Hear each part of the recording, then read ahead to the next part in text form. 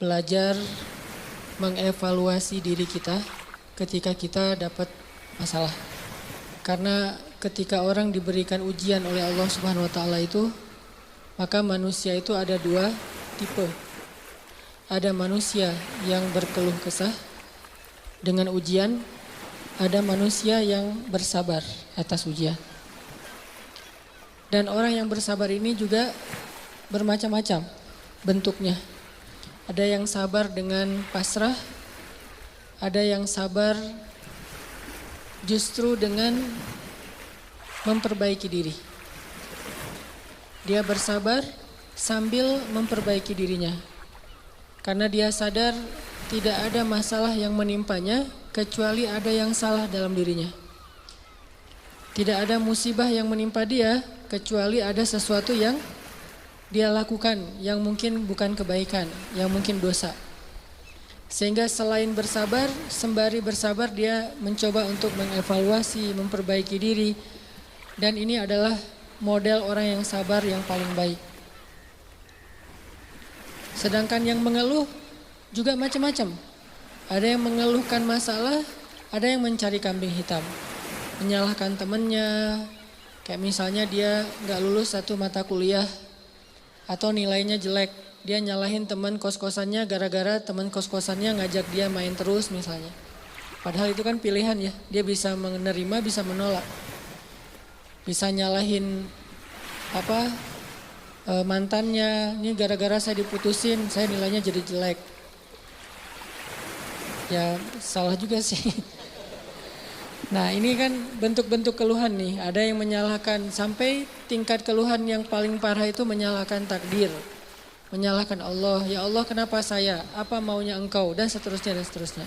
Nah malam ini kita akan bahas angle orang yang ketika diuji oleh Allah bersabar dan juga sambil bersabar dia mencoba untuk memperbaiki diri.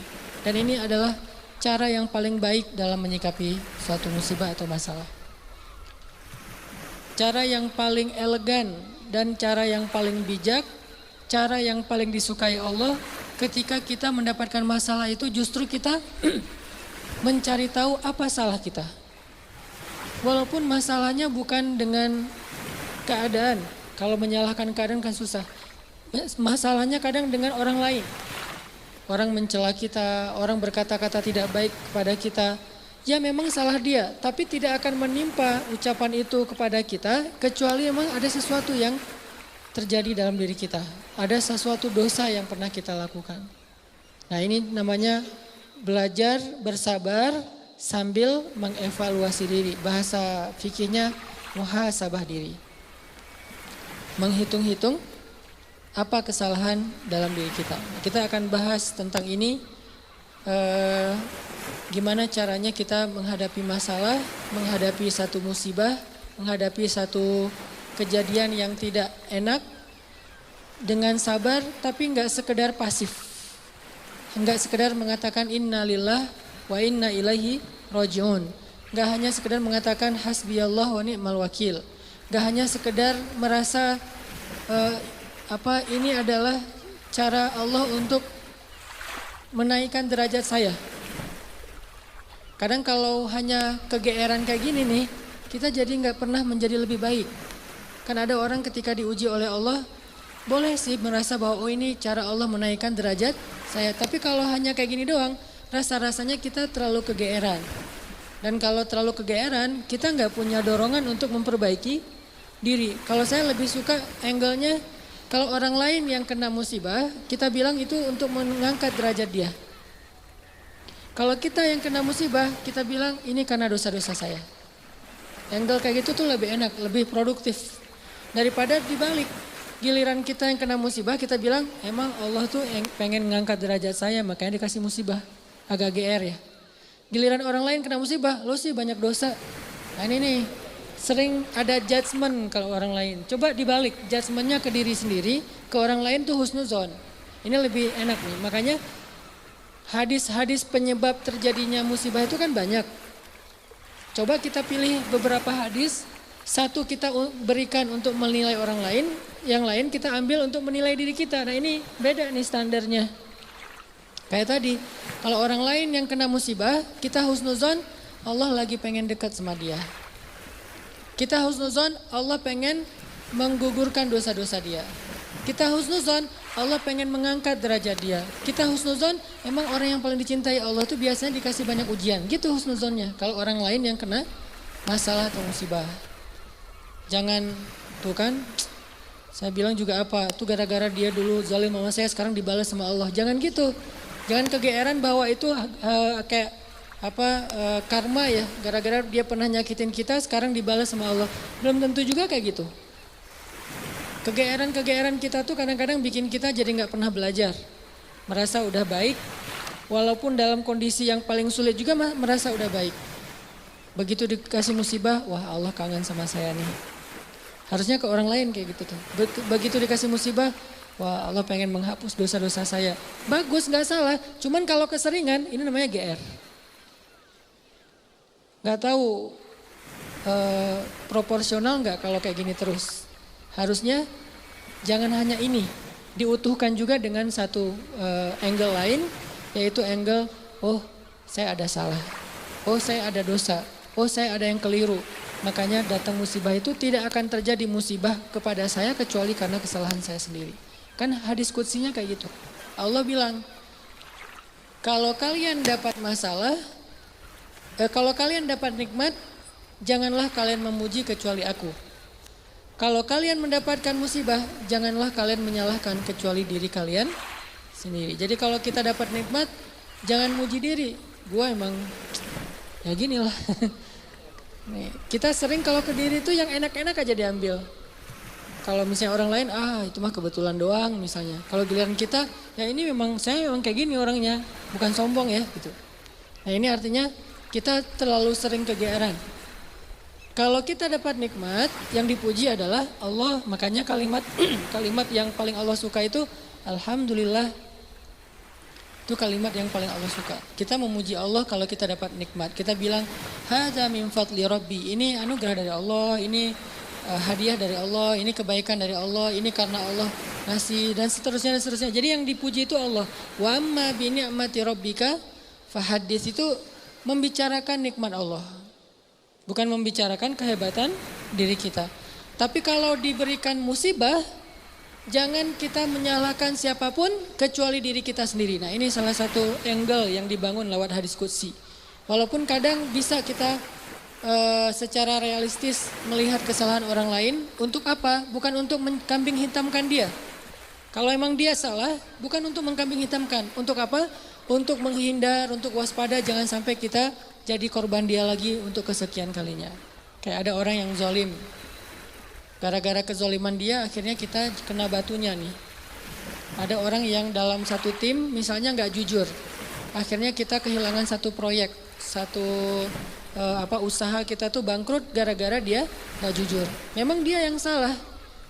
Salah satu yang salah itu adalah dia.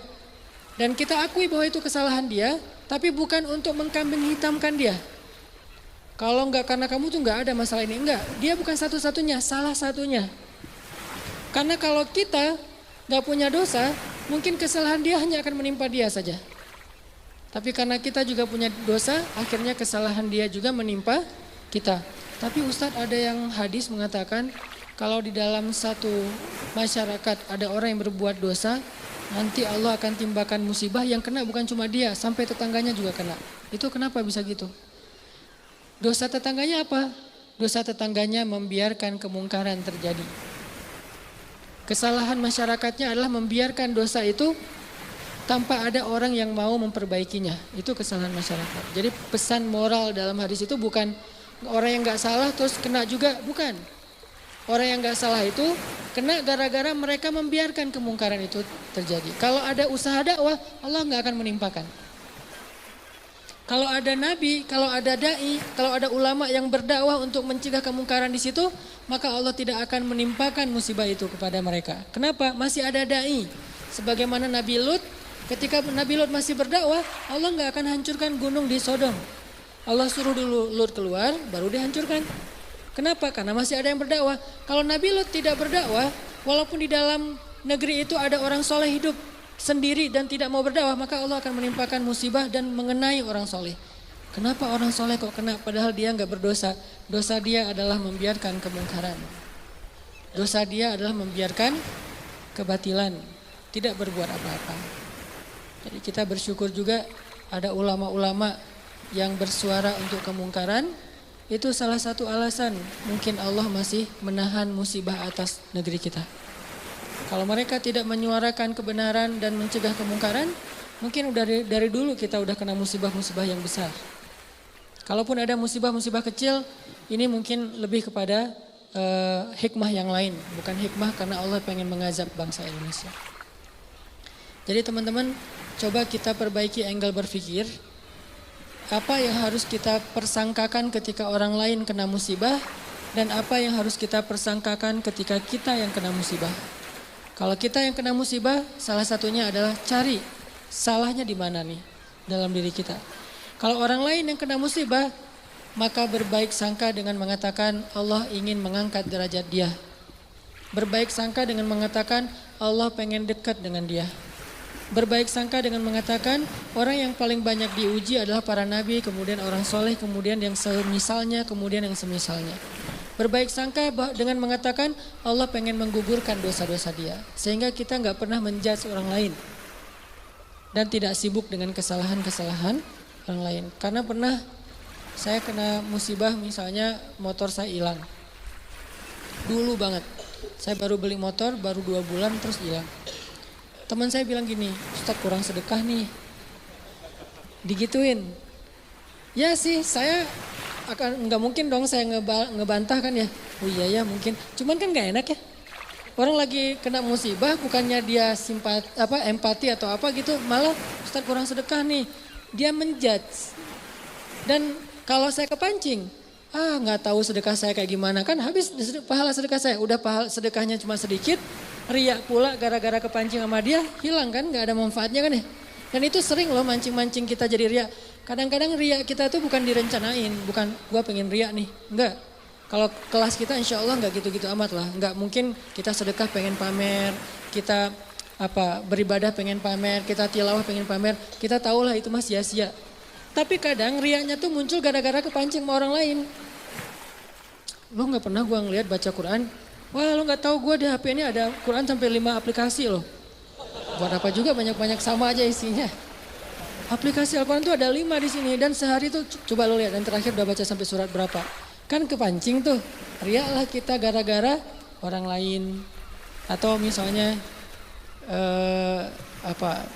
taklim atau apalah.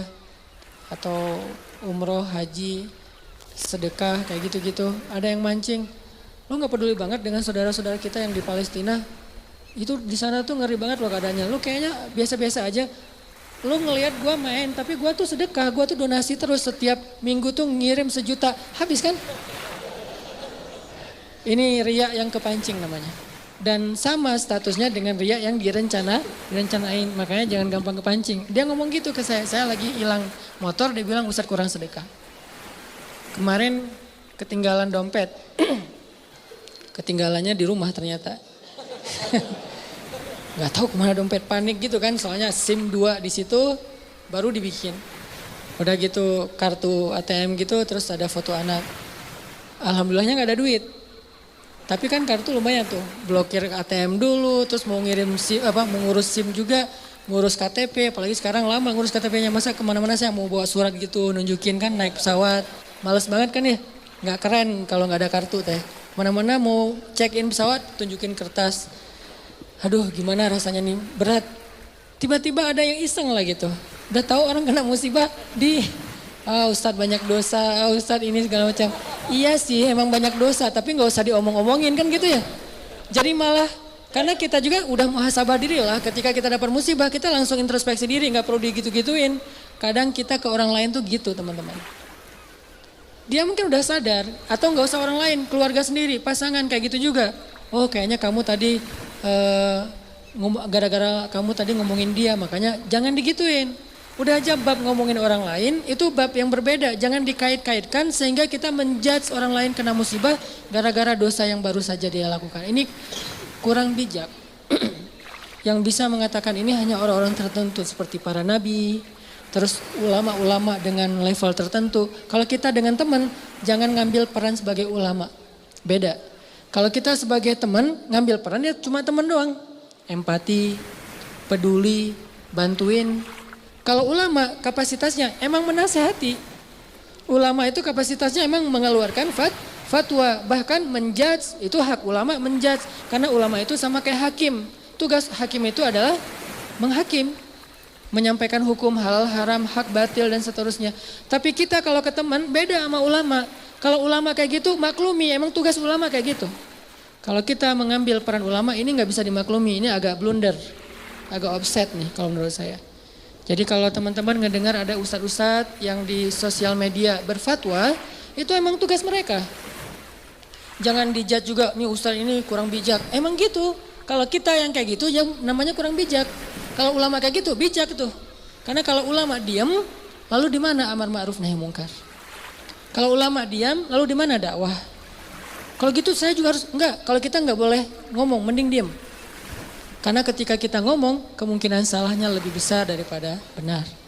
Terus gimana? Ya udah bantuin orang yang kena musibah. Jangan dijudge, jangan dihakimin, jangan difatwain. Kita bukan ahlul fatwa. Kita bukan mufti, kita hanya orang biasa. Kalau mau sekedar watawasau bil haq Ustaz, ya watawasau bisob juga kan. Kita nasihatnya itu menguatkan kesabaran dia, bukan nasihatnya membuat dia makin jatuh. Lo sih, nah ini bikin jatuh nih. Ya, sabar ya, mudah-mudahan Allah dengan modal husnuzon tadi. Mudah-mudahan Allah angkat derajat kamu, mudah-mudahan Allah ngampuni dosa-dosa kamu, mudah-mudahan Allah kamu jadi lebih dekat kepada Allah.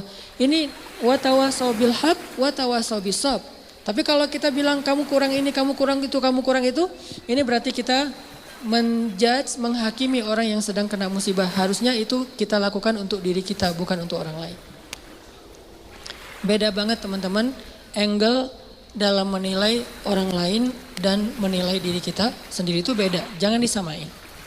Yang banyak terjadi terutama di sosmed itu kita memberlakukan yang untuk diri kita berikan ke orang lain, yang untuk orang lain kita ambil untuk diri kita. Itu yang terjadi di balik tadi tuh. Itu banyak banget di masyarakat kita. Yang kayak kasus orang lain kena musibah kita bilang banyak dosa, kita kena musibah kita bilang Allah pengen ngangkat derajat saya. Harusnya dibalik. Kalau dibalik insya Allah kan gak ada perdebatan ya. Gak ada haters, gak ada keributan, gak ada keramaian, gak ada unfollow, gak ada left group, gak ada yang kayak gitu-gitu. Kenapa? Karena semuanya melihat ke orang lain dengan husnuzon, melihat ke diri sendiri dengan muhasabah, dengan mengevaluasi kesalahan sendiri. Ini poin pertama, mudah-mudahan jadi pola pikir dalam kita berteman, pola pikir dalam kita bersosmed termasuk, karena kalau pola pikir ini dibalik tadi bahaya. Kita nggak akan pernah punya teman yang nyaman berada di sisi kita. Terus disalah-salahin. Apalagi nanti kalau udah punya pasangan, nggak akan betah dia kalau terus-terusan disalah-salahin walaupun salah. Kadang dia salah tapi nggak usah disalah-salahin, cukup dibantu. Nanti dalam momen-momen yang lebih normal, lebih enak, baru dikasih tahu. Tapi kalau misalnya dia lagi ada masalah, disebutin lagi kesalahannya, secara manusiawi dia pasti akan ilfil. Alih-alih dia nerima nasihat kita malah menjauh, malah jadi masalah baru. Ini angle berpikir. Terus yang kedua, kita coba lihat bagaimana cara para ulama menyikapi atau merespon masalah. Gimana orang soleh dulu ngerespon satu musibah. Orang soleh dulu, kalau mereka dapat musibah, mereka selalu memeriksa pertama hubungan mereka dengan Allah. Itu yang pertama diperiksa. Karena nggak mungkin ada musibah kecuali karena ada masalah antara kita dengan Allah. Kalau hubungan kita dengan Allah itu hidup kita tuh bakalan mudah banget teman-teman.